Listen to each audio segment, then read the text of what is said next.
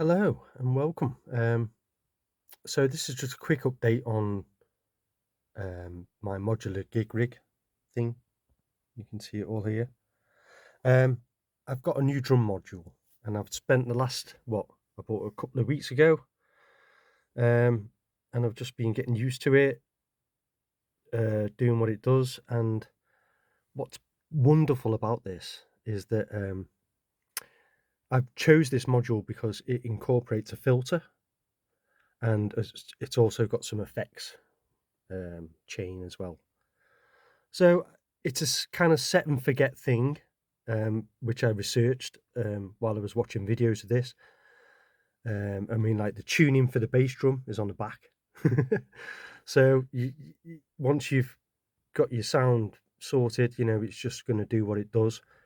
It's got 7 trigger outputs, and they go into the kick.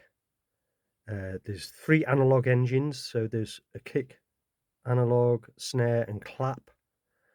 And then you've got samples, which are hi-hats. In this bank, there's 8 banks of sounds in this module. Now, I'm only using one bank, which is the drums. Over time, I can load in my own samples and make all of it, all the banks, all drums, but I believe that most of them are like synthesizer samples or whatever. But I'm not going to go there. I just want this as a solid set of TR-909 kind of style drums. And yeah, so it's got a filter. Also, what I've done, you'll hear it in the jam afterwards, but I've got a VCO going into this as well. That's the volume knob, right? So that's where it stays. That's maximum volume. If you push it beyond that, it'll start to saturate and degrade and just get distorted. But it's in a nice way because it compresses itself. It's just, you don't need to turn it up. It's not going to get any louder or any harsher.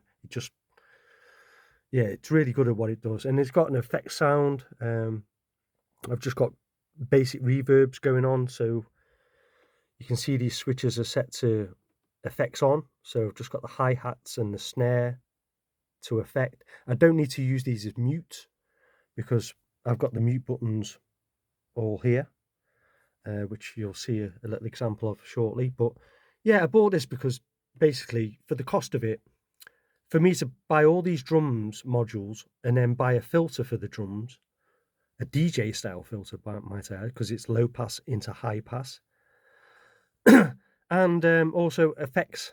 So if I was to buy separate modules for all of this being 350 quid, I could have spent £1,000 on the same kind of deal, trying to get, slowly over time, trying to get the same kind of effect.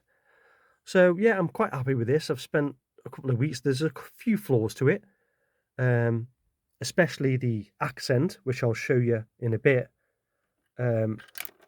Strangely, the accent doesn't work as well as I wanted it to, because as soon as I plug this cable in for the accents, it diminishes the overall volume of the module itself, just to then accent from the, just to produce the accents.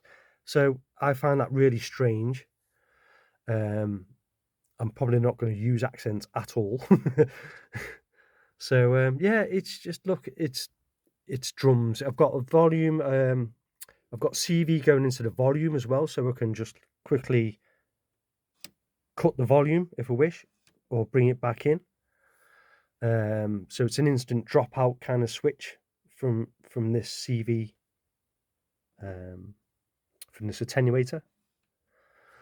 So yeah, it's been a whole load of fun, seriously. And well, you're going to get to hear a bit of it in a bit. And another great thing is the clock that goes into it triggers these buttons, so you can, and when you press on a button while playing, it'll trigger at the clock rate. But what's beautiful is that I can, if I just show you quickly, steps. This is the clock channel, so I can program fill-ins basically, as opposed to just having it on on a clock. You know, this kind of thing divides it down by beat steps and whatever, and note steps, but I can program a specific clock timing to just, you know, trigger different fill-ins with the button presses, or different rhythms for the hi-hats and so forth. So yeah, quite incredible. Anyway, I'm going to stop talking and let you just hear what this thing does. Thank you for watching.